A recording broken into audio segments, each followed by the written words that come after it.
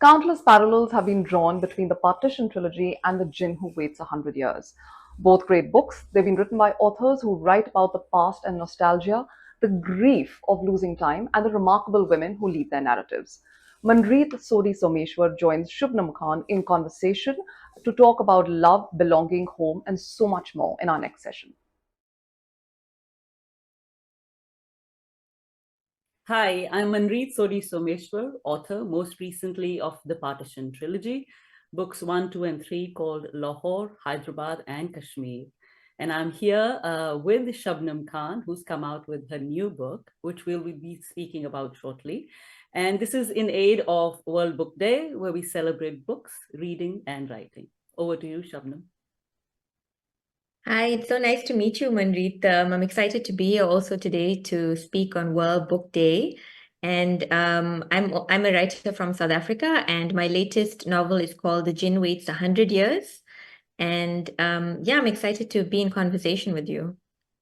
So let's get started, Shabnam. Tell me about the book and the title. It is so intriguing. I managed to see the cover of the book, which is intriguing too. So tell us about the book and the title and how you came about writing it. I'm also excited to know about your book, so I'll tell you, but I also want to know about yours. So it's called The Djinn Waits 100 Years, but the interesting thing is in South Africa, where I'm from, it's called The Lost Love of Akbar Manzil. So we changed the titles.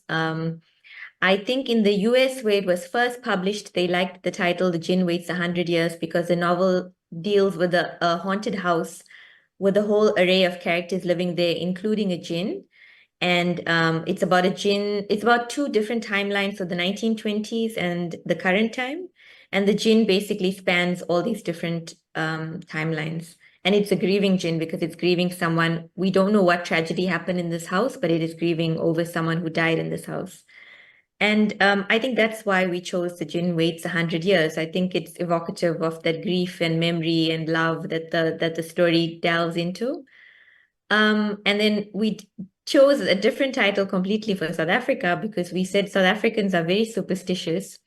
And anything where it's a spiritual nature, like a jinn or a tokolosh, which is a South African creature, any kind of those kinds of things in the title, might deter readers away from the novel. And so we changed the title. But I'd love to know, I would love to know about the trilogy, your trilogy that you wrote about, the Partition, and each city. I'm guessing I know why each one is called a different city, but I'd love to hear more from you about each one. Yeah, thank you, Shabnam. First, I mean, I'm going to read up your book soon because, as I said, I was in the library the other day and I saw this gorgeous cover, and I must tell people this is a US one because I live in New York, and it has sort of this woman in a kind of bridal, a very fine um, gulabi pink sort of dupatta on her, and it looks on the shelf. It just looked pick me up, exciting. So good work there. The Partition trilogy, as is evident, is a set of three novels, which is book one is Lahore, book two is Hyderabad, and book three is Kashmir. And the books are set, Lahore is set in the 9 months leading up to the independence and partition of India. So the narrative arc starts when the last viceroy, Dicky Mountbatten, arrives in India. And Hyderabad and Kashmir follow immediately after partition. They are running in two parallel threads. In real life, they were unfolding at the same time. So the political leaders in Delhi were dealing with the events in these two large princely states at the same time. But because it's difficult to hold that in a narrative with a reader in their head with these multiple cast of characters, I split it up into two different books. And the way the books are structured is there are two parallel threads. One is the Delhi thread, where I have as my protagonist the three key people who basically kind of decided India's partition, the partition line, and what goes where, which is Jawaharlal Nehru, Vallabhbhai Patel, and Dicky Mountbatten. And because they are my protagonists, for me, it's Jawahar and Vallabh and Dicky. So I'm speaking in their voices from inside their head. And what I'm trying to do with the other thread is to show the decisions being taken in Delhi, what are their consequences in the places which are actually getting affected by this partition. So Lahore, the action is unfolding in Lahore, and Hyderabad is Hyderabad in India, in the Deccan. A lot of readers ask me, is this Hyderabad in Sindh? And that is a testament to the fact that we have completely, as Indians, forgotten the story of Hyderabad and how Hyderabad actually was invaded by India 13 months after independence and made to accede to itself. And Kashmir, of course, is a story that is still reverberating.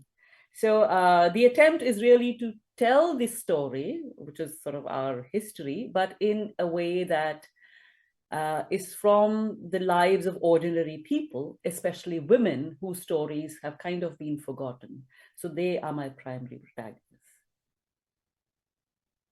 Lovely. And also to say your covers are gorgeous. They're like very romantic and beautiful and delicate. And I really appreciate that. And I feel I'm also interested in knowing, I feel like it speaks to the magic realism of the novel. I hear there's like little parts of it in your novel. And the novel covers also make me think of that. And I'm curious to know how you used it in historical fiction where you're dealing with history and, sometimes quite often facts of the matter. Like, how does magic realism play into that kind of storyline?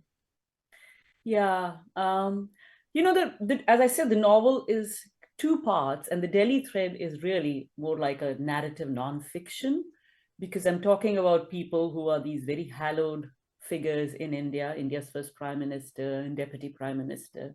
So even though I may be speaking of them as my protagonists, they are, Sardar Vallabhbhai Patel and Pandit Jawaharlal Nehru. But the Aam Aadmi in Aurat thread, which is in Lahore and Hyderabad and Kashmir, is where sort of the magical realism comes in. And that is because I grew up in Punjab, in a small border town, smack on the border between India and Pakistan. And I think a lot of times people deal with trauma is by reverting to either the stories that they grew up with, the folklore, and that is how they try and make sense of it. So a very common metaphor for partition, which is still prevalent in Punjab, especially when you speak to the elderly people, is that we know that in the violence that occurred immediately after partition, it's estimated between 12 to 15 million people died. And we know that the violence fell disproportionately upon women, from girls as young as infant babies to elderly matriarchs of families. And a lot of times the metaphor that is used is that a lot of women died giving birth to partition. And in Punjab, there is this concept of chudail, which is a fairly South Asian concept, which is basically a term used for a woman who dies in childbirth.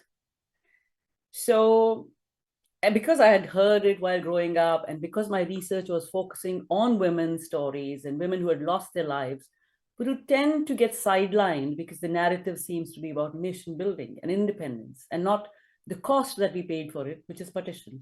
So I found this sort of the trope of a woman's body, a woman giving birth, and so many women having to die in childbirth, birthing the nation of Pakistan as a very effective trope, because it's something I heard over and over again, especially from elderly women and even elderly men. So to that extent, yes, I use that sort of magic realism in the novel. Otherwise, it's pretty cold reality. But I do want to know more about yours, because the Djinn itself, in the title tells me there is some magical realism afoot.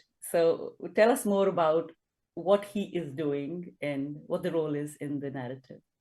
Yeah, I think now I realize mine also has a very like a touch of magic realism, I'm going to say, but clearly more than yours, I think, because yeah, I have a Jinn. I also have I would say she said she's not a ghost, but maybe if you want a traditional interpretation, there's also a ghost of the main character has a conjoined twin who passed away when they were children, and this sister follows her around tormenting her. And I see her almost as the voice of when, our most horrible voices in ourselves telling us we're going to fail, we're not going to make it, no one will like us, everything we do is a failure. And so this sister follows her around throughout the novel as she explores this house, constantly telling her that you're going to fail.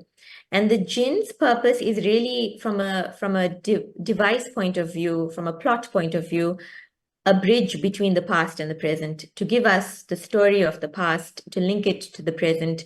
Because it's really, although there's like 8 characters in the novel, it's really the only character that has seen both timelines and has lived through both timelines. And so as a literary device, it worked really well. And also, so little is known about the jinn. It comes from Islamic history, and it's mentioned in the Quran. And one of the things I wanted to do was also take away that Western perception of what the genie is, which is this blue creature that lives in a lamp and grants you the Yeah. wishes, which is so far removed from what I had grown up reading in the Quran, which is this race of beings made of smokeless fire, and which by its very nature is mentioned so little, so little information is given about the jinn, that you can attach so much to it if you want to. As a writer, you can interpret so many things in so many different ways. So I was curious about this creature, and I was encouraged by my editor to get into this more. And so I think that's why I used the jinn. And there's a lot of folklore because I'm from South Africa as well. So I grew up in South Africa. My grandfather came to South Africa from Gujarat before partition in the 1930s. So he was 12 when he came. So I feel very firmly South African, but it's a very Afro-Indian culture because we bring in, it's two strong cultures, we bring in the history of India and South Africa. And so the novel also kind of mixes those two cultures and the histories of that. So we have the jinn, but we also sometimes they mention tokoloshes, which are little creatures in Zulu culture. And the characters speak in a mix of sometimes Urdu and Zulu and Afrikaans and English, which is much as many of the people I know in my community living here. And so I take the fables and the folklore and the culture of both and sort of meld them together here. And I think that's what I was trying to aim to do. And that's how the jinn came about as well, because I was trying to explore all the different facets of my culture. Yeah, no, it sounds completely fascinating. And I just want to know, is the jinn a kindly jinn? Because again, maybe it's my sort of Western reading, because jinn can swing both ways, right? They can be mean as well as kind. Yeah, so that's very clear in the Quran. It says the jinn can be good or bad. Okay. And my particular jinn in my novel, I don't think you ever know whether it's a good or bad jinn. It's just a very sad jinn who is grieving all the time. Oh. I don't know if it ever redeems itself, but it's neither good nor bad. In the novel, I say it doesn't think of anything that does not deal with its grief. So it's only concerned about its own feelings. A selfish jinn, we can say that. Yeah. Yeah. Okay. But clearly there is an element of sort of mystery and aura around that, which Manreet Yeah. does, and the jinn brings in obviously effectively, and you don't want to give more away, but yes, I will be reading it soon enough to figure out. I will be reading. Sorry, I have one more question, and which was, you said about the South African and the Indian cultures, and both very strong cultures. And correct me if I'm wrong. So the Akbar Manzil is located physically in South Africa, On the east coast of South Africa, yes. Right. So I was curious. This is apparently your first sort of US debut novel, but you have written books before this. And I was curious, what was the inspiration for the narrative? Why did you want to write this particular story? Yeah, because it's very hard to classify this novel. People struggle. They're like, it's fantasy. Then they're like, no, it's historical fiction. Then they're like, no, it's horror or it's romance.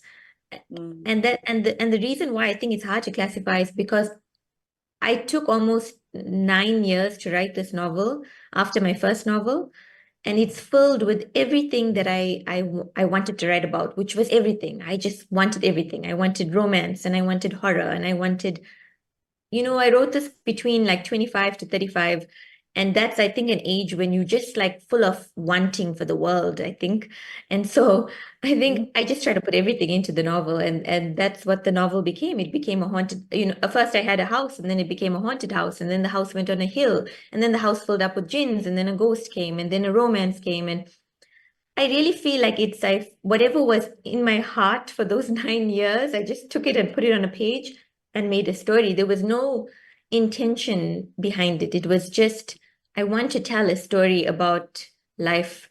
Oh, and I will say I did want to tell a love story, but I realized as I was writing, you can't tell a love story without telling a life story.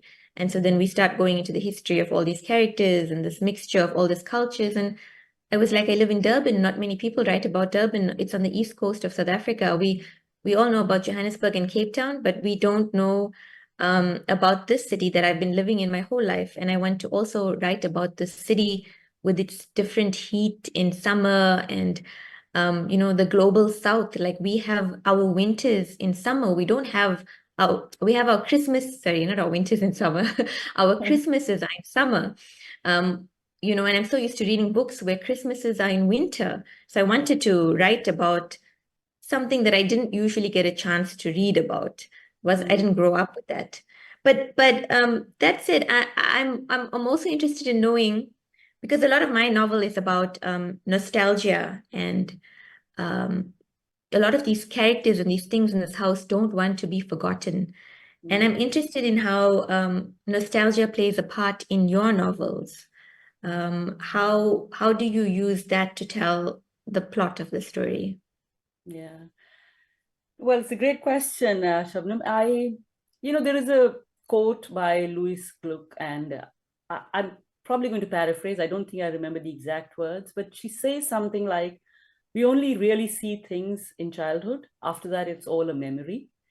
And I think that is sort of the driving force behind my writing, and certainly the writing of the Partition trilogy, because I grew up in a small town on the border between India and Pakistan. It's called Firozpur. And at the time of India's partition, it was a Muslim majority town. So by the laws of partition, it should have gone to Pakistan, but it didn't. And there is a lot of speculation about why that happened. But Firozpur had traditionally been a strong garrison town, even 200 years back during the time of Ranjit Singh and before that.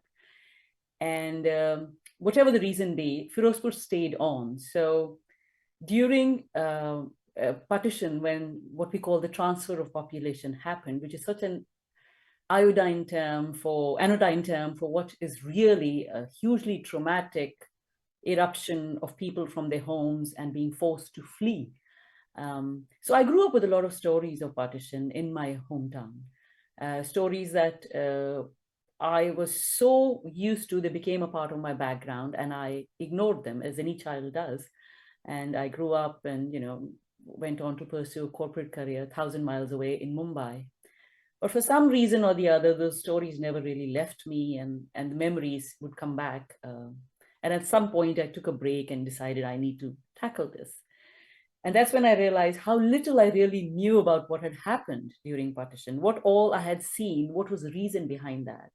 And that started me on my project of gathering oral archives from first my own family, then my neighbors, and extending it outwards in my hometown, and trying to grapple with the whys and what's of it. But at the heart of it, I was realizing that all the narrative in India, certainly in our history textbooks, is about nation building, about independence. Whereas the cost of it, which is partition, and the cost which is disproportionately borne by women, is something we never talk about.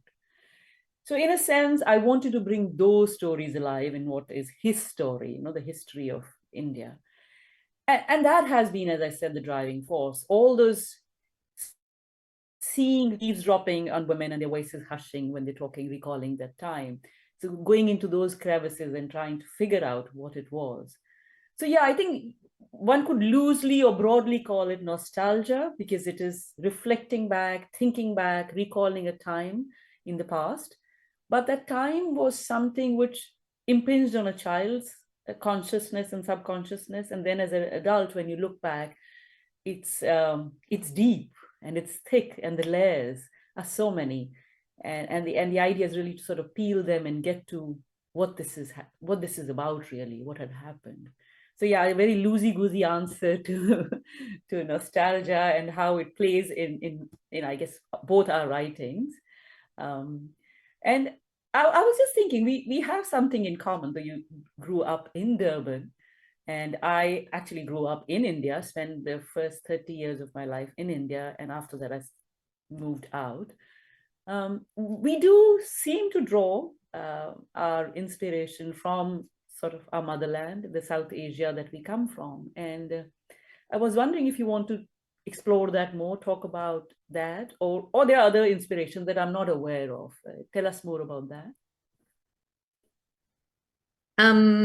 Yes, I think, I mean, because I didn't grow up in India, but I grew up with all this. I lived with my grandfather. My grandfather lived in a house joined to our house for his whole life. And he would tell us stories about how he came on the ship from India and how it felt when he came from India to South Africa. And here, because he came from a small village in India, there was electricity on the streets and he couldn't understand it. And there was water running from the taps, and he put his mouth to the tap because it was running water. And it was just a whole new world for him. And he was a storyteller. He would tell us all these stories. And I think they lived in my imagination. And I think also when someone tells a story about a place, someone you love tells a story about a place, quite often it lives in your memory. And very much to what you were saying, Manreet, about how when your childhood, you live in your childhood and then the rest is memory. And all my stories were filled with my grandfather talking about India.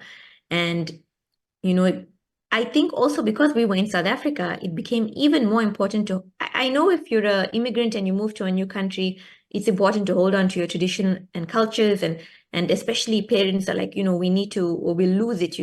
But I think particularly because the apartheid was happening here, it was even more important to hold on to those traditions and cultures. And so I think the stories became stronger for me. And so even if like India and South Africa were playing in a cricket match, at home, everybody was supporting India, and it is very interesting. And so I think those stories grew in me. So even though I didn't grow up in India, I felt a strong attachment. And my father would sing all the old Bollywood songs from the 1950s and 60s. And it's so interesting because I never felt like if I come to India, it's my Urdu is really bad, it's not, and I feel like I don't fit in and I don't know certain things. And but then also I have that history. And so I think even in my novel writing, I'm trying to find that space between the two, where I belong. And as I get older, I know, I mean, I know who I am, and I know, I can be part of both. But I think the novel writing is a way to find a place where you can sit with your feelings about all that. And I am grateful that I can write. And I'm interested in knowing if you also find that with your writing, since I know you said you moved when you were 30, but how do you find that it helps you sort out your feelings? Because also it's a big move, it's east west, and I'm curious to know about that. Yeah, no, in my case, if I had stayed on in India and I was working in Bombay, I was a road warrior for all these multinats. I worked in sales and consulting, very hectic jobs. We moved to Singapore because my husband's office relocated in his bank, and I actually took a sabbatical. I thought I'll do what a lot of expat wives do, which is, and in Singapore, you actually have a colloquial term for it. It's called Tai Tai, which means a woman of leisure. And I love the idea of being a woman of leisure, coffee mornings and salons and all that. But I realized very quickly that I was carrying all these memories with me. And because I had kind of put a pause to my life, I was not this road warrior anymore. I didn't have to wake up early and go to these meetings or travel on work. The memories were just sort of just floating up, and they wanted to be heard. And I think that's what made me a writer. If I had stayed on in India, I don't think I would have become a writer at all. So it's very strange, but it's like, and I guess that could be an extension of nostalgia as well. It's like you need the distance to give you the perspective to see where you come from and why you are the way you are and what informs you. And as you said, I don't think of myself as an in-between person. I know I'm an Indian. I also feel that I am a New Yorker. I find it difficult to say I'm American despite having the passport, because America is a huge country, just like India is. And every part is different. But I very much feel I'm a New Yorker because everybody who comes here is a New Yorker. There are people from all over the place. So yeah, I mean, India informs my writing, but I'm hoping that I've written 9 books now. And I feel I have paid my dues and my debt to my land. And I really want to do something wildly different going forward, write something which is not Partition, Punjab, or India related. And I'm curious what you have plans for going forward in your writing. Yeah, I love that. I'm excited to see what you're coming out with. I always believe anything can happen, so that's great. And also, I also feel like a New Yorker, just by the way, even though I've lived in Durban my whole life, whenever I'm in New York, which I think anyone who comes to New York is, I Yeah, belong there. This is my that's the place. secret sauce of New York.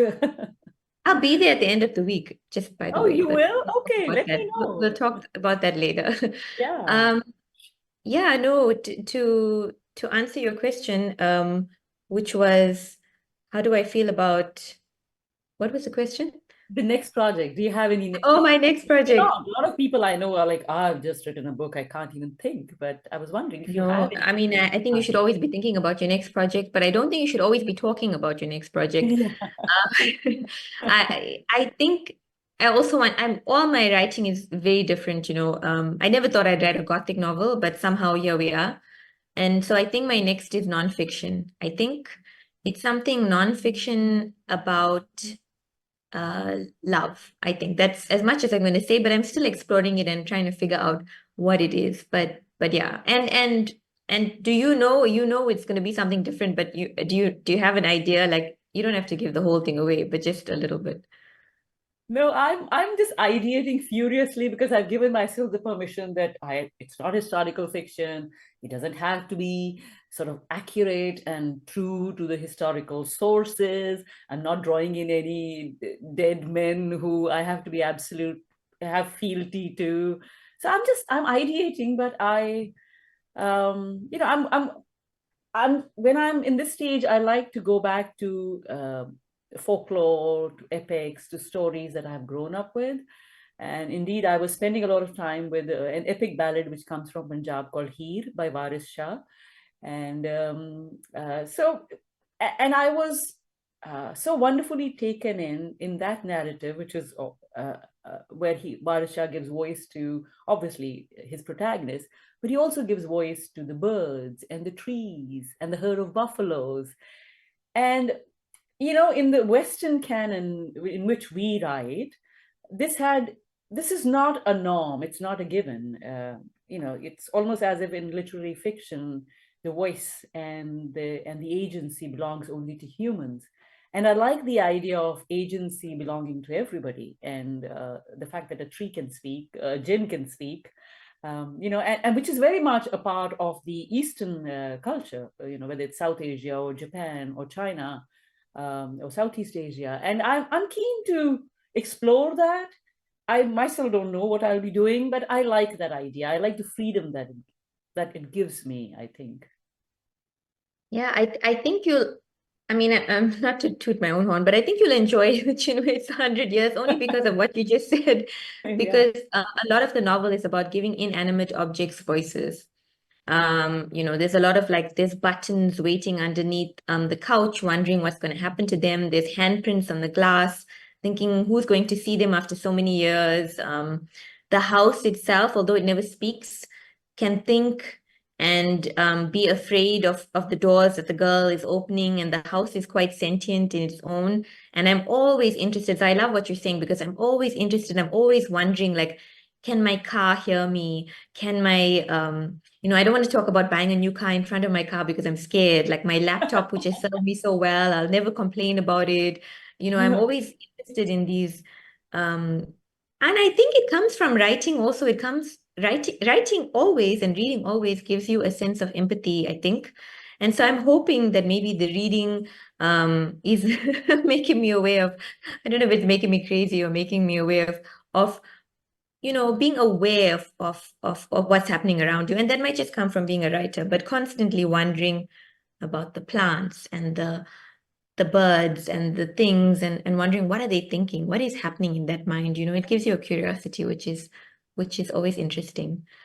Yeah, no, I agree. I live with a cat. She's my daughter's cat, but my daughter is at college, so therefore she is my cat in the sense that I say she's a writer's assistant. So she sleeps on the laptop and hoovers up all the information.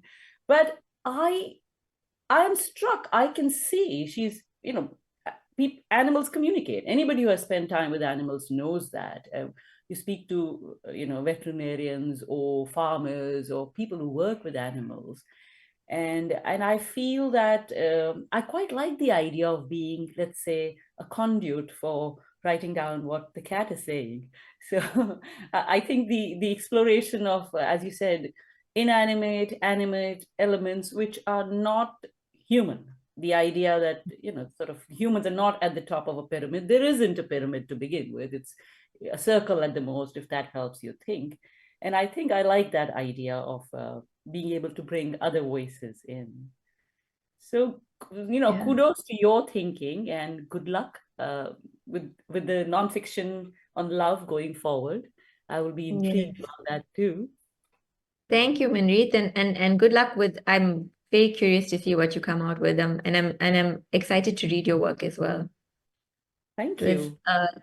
lovely chatting with you on this World Book Same here. Day.